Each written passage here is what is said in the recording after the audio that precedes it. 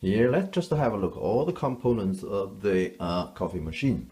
So visibly, we have this bottom holder, we have this filter, and we have this jug. This is from the bottom of the coffee machine.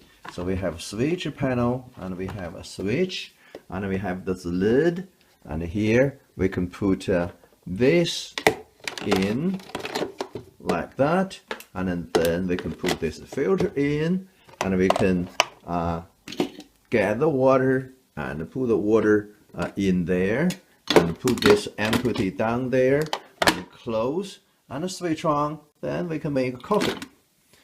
And electrical components we have here. So that's the switch, and at the bottom we only have a overheat protector, the heater, and the heater we have the water coming in, steam going out. So that's all the components of a coffee maker. Of course, we have the cable and we have the plug.